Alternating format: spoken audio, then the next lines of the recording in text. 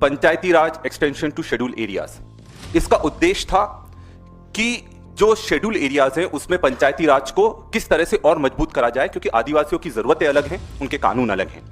और ये 1996 में भूरिया कमेटी की अनुशंसा पर केंद्र सरकार जब कांग्रेस की थी तब इसको लागू करा गया था पूरे देश में। पर हकीकत यह है कि आज भी प्रभावी तरीके से इसको लागू नहीं करा गया है। और आदिवासियों की लड़ाई का सबसे मजबूत हथियार है पैसा कानून। इसमें जो ग्राम सभाओं का अधिकार दिया गया है वो सर्वमान्य है और एक नारा चलता है कि ना लोकसभा ना विधानसभा, सबसे बड़ी ग्राम सभा। यानी पूरा जो स्वशासन होगा वो गांव के माध्यम से होगा, आदिवासियों के माध्यम से होगा। और अगर किसी भी तरह का काम आपको गांव में करना है तो आपको पहले वहां के आदिवासियों से अनुमति लेना पड़ेगी। पर हकीकत यह है कि आज उनसे सलाह तक नहीं ली जा रही है, जबकि उनकी अनुमति लेना चाहिए थी, सलाह तक नहीं ली जा रही है। और लगातार खनन और खनिज जबरदस्त तरीके से पूरे आदिवासी क्षेत्रों में हो रहा है और इस चक्कर में हमारी जमीनें भी छीनी जा रही है, हमारे लोगों को जेल में भी डाला जा रहा है। और यही कारण है कि सबसे ज्यादा जेलों में अगर कोई बंद है तो आदिवासी इस देश में बंद है, क्योंकि वो अपनी जमीन देना नहीं चाहता और पुलिस और प्रशासन अन्याय कर कर उनको जेल में बंद करने का काम करते हैं। तमाम 5 इलाका में, आदिवासी इलाकाओं में जनता का काम, ग्राम सभा का काम के नाम पर लाखों करोड़ रुपया लूट रहे हैं, तो सबका दुकान बंद हो जाएगा। ये डर सबको सता रहा है और इस डर का कारण ही है कि सरकार भी लागू नहीं कर रही है, क्योंकि सरकार भी चाह रही है अपना ताकत को, अपना पावर को, सत्ता का विकेंद्रीकरण करना कोई नहीं चाहता है। और इसीलिए सरकार भी चाहती है कि जितना ज्यादा हो इसको टालते रहा जाए और टालने का ही परिणाम है क्या आप लागू नहीं हुआ। सर, आदिवासी भाइयों के अधिकारों, रीति रिवाज, प्राकृतिक संसाधनों के संरक्षण के लिए पेसा कानून 1996 में लागू किया गया था। इसके तहत लगभग 10 राज्यों में इस कानून को अब तक लागू हो जाना चाहिए था। सर, लगभग 28 साल हो चुके हैं, ये कानून सिर्फ कागजों में है, अभी तक धरातल पे उतरा नहीं है। कई भारतीय जनता पार्टी के शासित राज्य भी इसमें शामिल हैं, जैसे कि गुजरात। और ये मानना पड़ेगा कि संविधान निर्माताओं ने भी जब देखा गया कि आदिवासी समुदाय की गण व्यवस्था, गमेती पटेल मुखिया की व्यवस्था, उसी को कहीं न कहीं अडोप्ट किया गया है। लेकिन आज लोकतंत्र में जिस तरह से तानाशाही हो रही है, ये कहीं न कहीं आज आम जनता, आम गरीब के लिए दिक्कत है। जल जंगल जमीन, आदिवासी जीवन का आधार है, ये बिरसा मुंडा जी और जयपाल सिंह मुंडा का कहना था। लेकिन आज उसी जल जंगल जमीन को उजाड़ा जा रहा है। तमाम 5 इलाका में, आदिवासी इलाकाओं में जनता का काम, ग्राम सभा का काम के नाम पर लाखों करोड़ रुपया लूट रहे हैं, तो सबका दुकान बंद हो जाएगा। पेसा कानून का मूल मकसद क्या है? ग्राम सभा को ताकतवर बनाना। ग्राम सभा के अंदर में सारा जो 5 इलाका का जो क्षेत्र रहा है वहाँ ग्राम सभा ही सर्वोपरि होगा तमाम चीजों को लेकर के। जो हेमंत सोरेन सरकार है ये सबको खुश कर सकती है, मुसलमान को खुश कर सकती है, हिंदू को खुश करती है, सबको खुश करती है, लेकिन आदिवासी के लिए कुछ काम नहीं करेगी। आदिवासियों के धार्मिक भावना को रोकना, आदिवासियों के जमीन के लूट का सवाल, आदिवासियों के संवैधानिक अधिकार का सवाल, आदिवासियों के पेशा एक्ट का सवाल, अगर सबको गौर कीजिएगा तो सरकार कहीं ईमानदार नहीं। जोहार, आप देख रहे हैं ट्राइबल न्यूज भारत। इस वक्त मैं मौजूद हूँ राजधानी रांची के एक स्थान पर, जहां 10 जून तक पूरे झारखंड के सभी को झारखंड सरकार ने अवगत किया है कि पेशा कानून को लेकर अपना राय दें और एक फाइनली पेशा कानून लागू होगा। लेकिन लगातार कई बार ड्राफ्ट गवर्नमेंट की तरफ से जारी की जाती है, लेकिन कहीं ना कहीं आदिवासी अगुवाओं को, आदिवासी समुदायों को कहा जाए तो संतुष्ट नहीं कर पाती है। इसी को लेकर फिर 15 मई को भी सभी अगुवाओं के साथ एक बैठक भी रखी गई गवर्नमेंट की तरफ से। खास तौर पे हमारे साथ खास बातचीत करने के लिए है लक्ष्मी नारायण मुंडा, जो आदिवासी समन्वय समिति के संयोजक हैं। दादा, पहले जोहार रहेगा। जोहार। खास तौर पे अबुआ सरकार बनने के बाद ही झारखंड में देखा गया आदिवासी मांगों को लेकर आदिवासी सड़कों पर दिखने लगे। खासतौर पे सबसे बड़ा यहाँ का मुद्दा रहा है जो 25 सालों तक अभी तक लागू नहीं हो पाया, पेशा कानून को लेकर क्या कहेंगे? क्या इस बार भी सरकार इसी तरह पेच में फंसा देगी और लागू नहीं हो पाएगी, या फिर क्या कुछ इस बार राय आप लोग देने वाले हैं पेशा कानून को लेकर? सबसे पहले तो हम कहेंगे कि ये हम लोगों का ये दुर्भाग्य है और हम दुर्भाग्य के संदर्भ में कहेंगे, जिस पेशा एक्ट को 96 में बनाया गया जी। और उसके बाद लागू करने की बात थी और राज भी बन गया। राज बनने के बाद तमाम 25 साल का सफर हो गया झारखंड में, और ये लागू नहीं होने के पीछे का कारण को भी समझना होगा। मूल बात क्या है?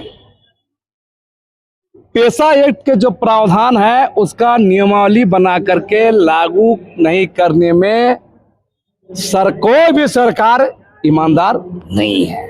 और अभी भी जो बातें अभी भी जो सरकार की तरफ से जो भी पहलकदमी हो रही है, जी, ड्राफ्टिंग तो दे दिया है, ड्राफ्टिंग बन, हाँ ये तब हुआ जी, जब यहाँ के लोग गए हाईकोर्ट, और पिछले साल जुलाई महीने में हाईकोर्ट ने कहा कि पेशा एक्ट के तहत पेशा नियमावली बनाइए और लागू करिए, तब जाकर के ये सारा पहलकदमी हुआ है। और अभी भी आप देखेंगे कि नियमावली बनाने के नाम पर विचार विमर्श लेंगे, सलाह लेंगे, इसको लेकर आज 9 से 10 महीना हो गया। तो समझ सकते हैं कि आज के स्थिति में सरकार कितना इस मामले में ईमानदार है, और सरकार भरसक प्रयास कर रही है कि जितना जल्दी टाला जा सके। क्योंकि पेशा कानून को, कंसेप्ट को अगर मूल बात समझा जाए, पेशा कानून का मूल मकसद क्या है? ग्राम सभा को ताकतवर बनाना। ग्राम सभा के अंदर में सारा जो 5 इंच इलाका का जो क्षेत्र रहा है, वहाँ ग्राम सभा ही सर्वोपरि होगा तमाम चीजों को लेकर के, चाहे बालू हो, पत्थर हो, जो भी चीजें वहां पर मिलेंगे, खान खदान से लेकर विकास योजनाओं को लेकर।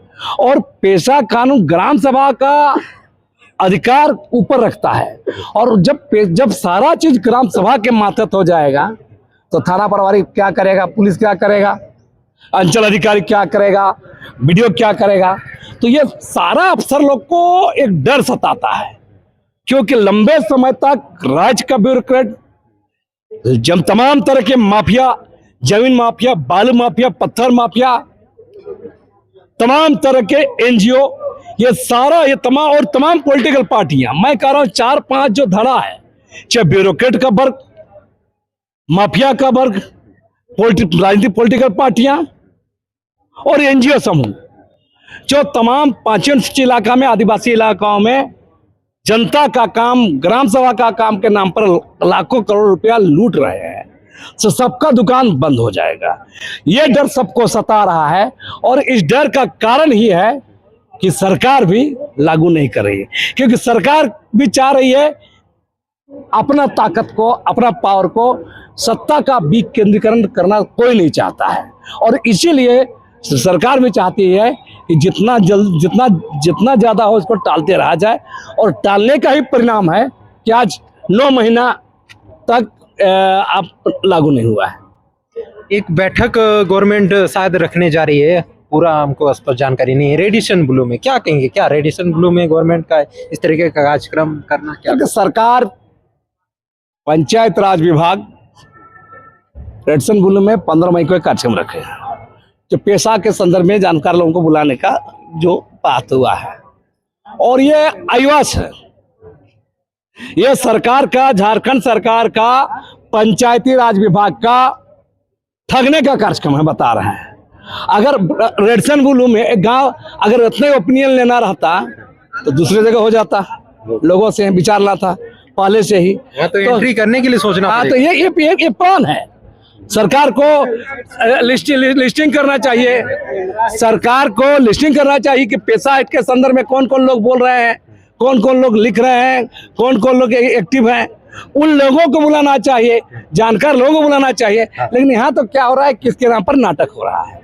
तो क्या इसी तरह 25 साल तो हमने देखा, 24 इधर 25 29 साल होने जा रहे हैं, पेशा कानून लागू नहीं हो पाया। एक और इस तरीके का परामर्श ली जा रही है, राय ली जा रही है, फिर पेंडिंग रख दिया जा रहा है। क्या अंतिम सालों में, चुनाव के अंतिम सालों में क्या पेशा कानून लागू करेगी? क्या अंतिम बॉल पे छक्का मारने का प्रयास करेगी सरकार को? अगर बस चले तो पेशा नियमावली कभी लागू नहीं करेगी।